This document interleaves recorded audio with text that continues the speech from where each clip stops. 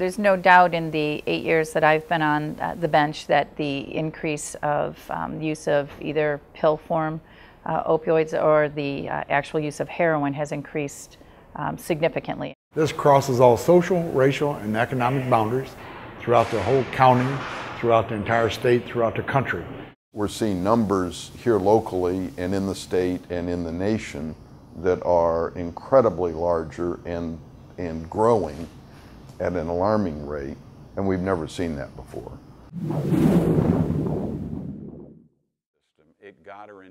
Larry Vorderberg is waiting and hoping for a miracle. She was released 2 days ago for the first time since last September. And unfortunately, whatever happened to her health-wise has put her in a coma. But we know she's going to come out of it. And we are going to continue to fight. And we want other parents to fight with us.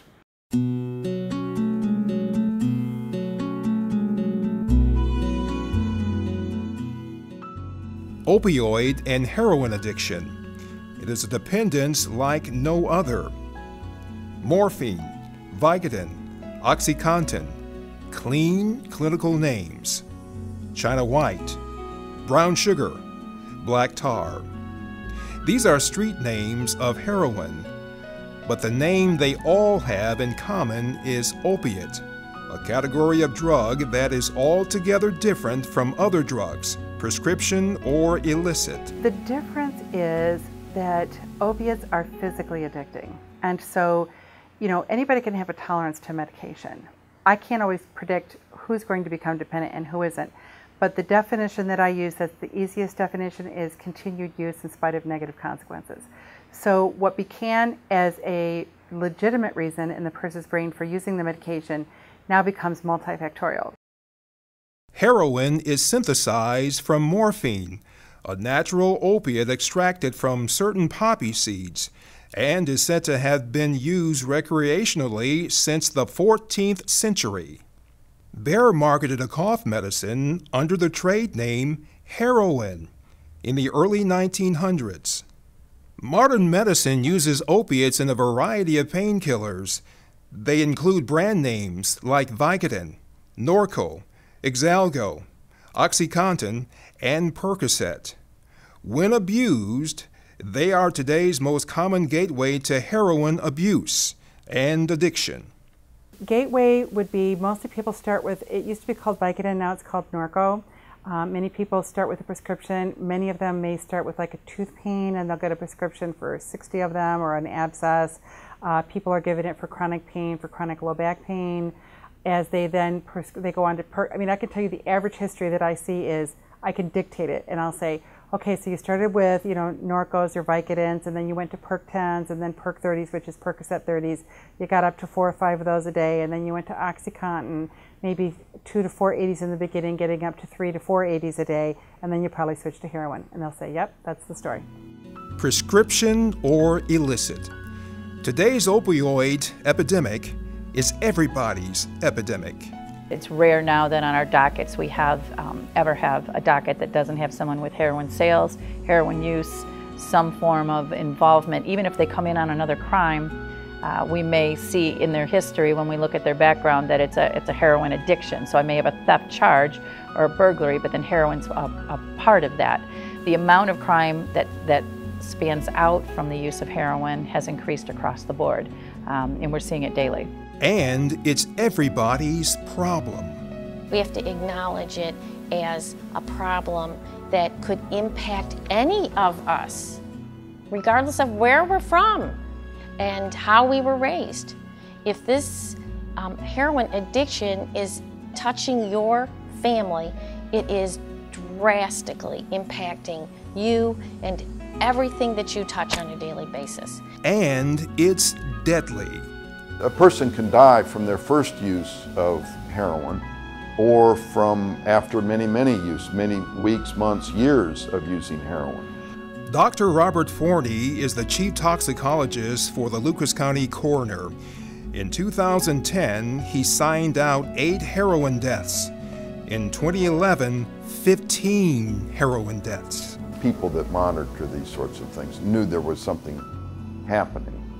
And then in 2012, it went from 15 to 31, and last year 80, and in the first 6 months of this year 72. So it's not only growing exponentially, doubling each year, that means that the rate is also growing. Who are today's addicts? Statistics show they are everybody from all walks of life. It's in your suburbs, it's in your schools, it's everywhere. It's a mom who had a normal existence and then somehow ended up with being able to take these pain medicines, and the next thing you know, she's searching for heroin. It's educated people across the board socioeconomically. It doesn't pick on one group. In addition to heroin deaths in Lucas County, other statistics jump off the page. Among them, in 2007, drug overdoses became the leading cause of injury death in Ohio, surpassing automobile accidents for the first time on record. It remains that way. Prescription opiates account for more fatal overdoses in Ohio than any other prescription or illicit drugs, including cocaine and heroin combined. Simple economics play a major role. In general, a single 80 milligram dose of OxyContin that costs $8 per pill at the pharmacy is upwards of $80 on the street. A single dose of heroin is $10.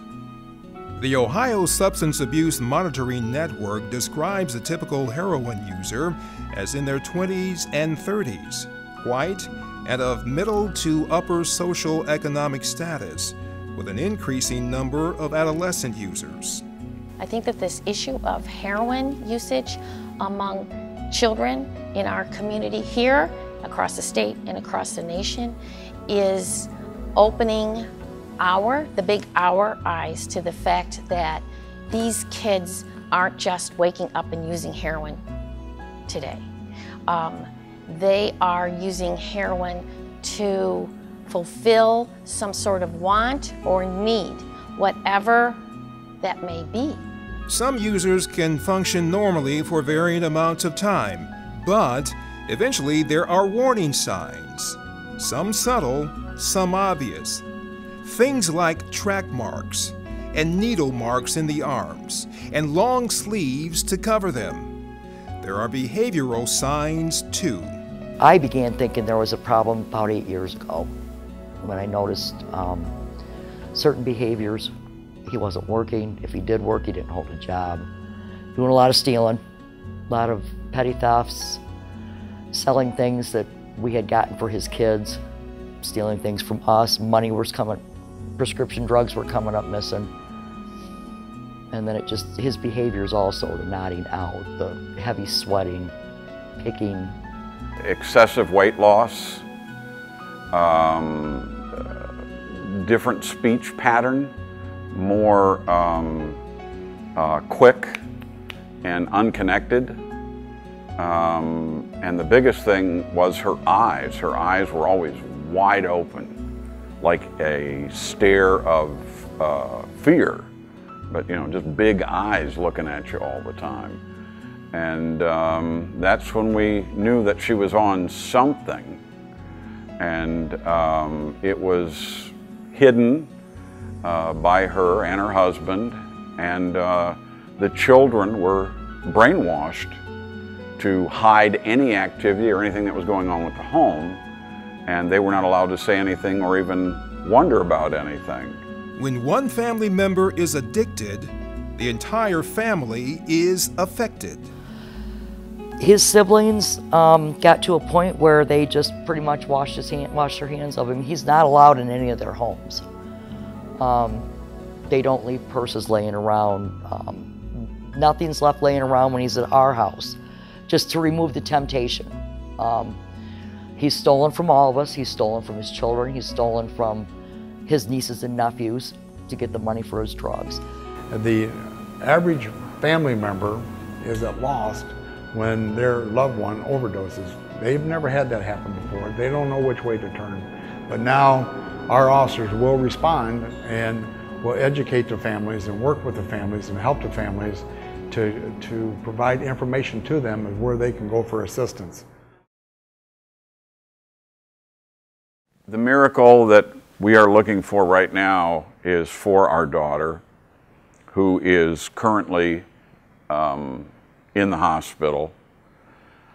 She was rushed to the hospital 28 hours ago, and with a non-functioning heart and not breathing. She was flatlined. They did bring her heart back. It hurts. It hurts deeply. But it's one of those things that you know in your heart, death is a possibility with an addict, because you go through stages like we did with denial and trying to hide it. And we kept saying, well, when she hits bottom, it'll change. When she hits bottom, it'll get better. When she hits bottom, she'll realize she's doing the wrong thing. Well, what a lot of Larry Vorderberg's miracle didn't come. His daughter Andrea remained in her coma and died 2 days after this taping.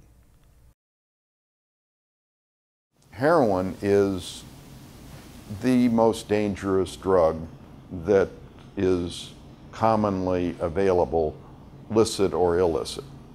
And I'm not sure people appreciate that.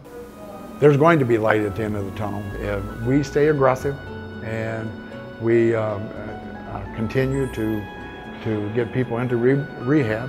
We continue to get people long-term rehabilitation, recovery, and we go after the drug dealers aggressively, then I see that there's going to be light at the end of the tunnel, absolutely. But we have to be consistent, we have to be available, we have to be there every day, and we can't lack up. This presentation was made by Harbor in collaboration with UMADA.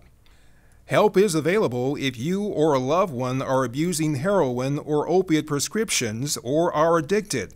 Contact the Mental Health and Recovery Services Board of Lucas County at 419-213-4600. To request a presentation for your organization, agency, or community group in Lucas County, contact Harbor at 419-214-3820.